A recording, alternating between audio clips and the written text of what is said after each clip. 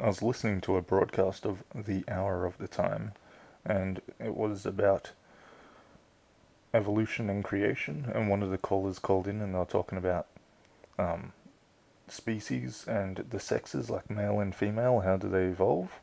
I'm going to play the clip at the end of this, and just keep in mind that every single species pretty much would have to do this if they want to reproduce, if they're male and the other one is female. I'm talking about if they're single sex. Um, yeah, so I thought this was extremely interesting. Okay, here we go. That's much better. Okay, good. Something that I'm for creationism, by the way. Okay. And something I thought of that was basic is chromosomes Okay. in male and female. Okay. They both have different chromosomes. And God said that He made male and female. He made male and female, made He them in the scriptures. Yeah. So to me, that was basic. I'm not a scientist or anything, but Well, that's a good point. I mean, if evolution is true, how do we get two of the same species of different sex? I mean, how does that happen? And that's the question you're asking. Is that correct? well, I'm just saying that science basically proves that they done studies where they can separate the chromosomes, right? Yes, they can. And they found out that males have certain chromosomes and females do.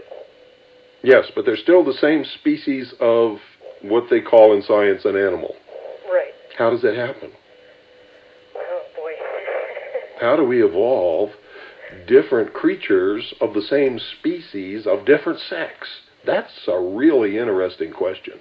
I can understand how an amoeba can be both sexes and divide itself and reproduce and all that kind of stuff, but how one species evolves into two different creatures of opposite sexes is just absolutely wild. Amen. That's wild. That is way beyond my understanding.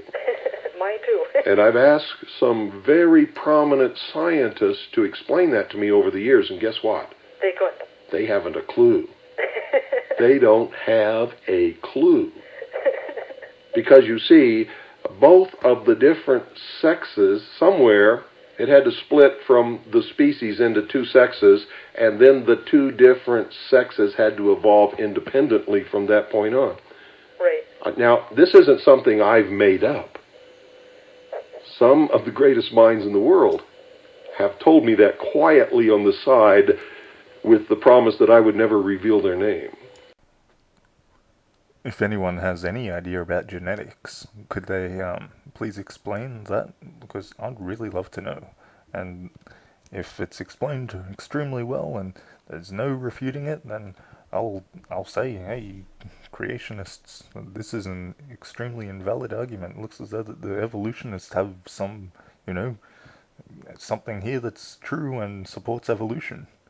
So if you evolutionists can do that, then yeah, I'll do that. Okay, bye.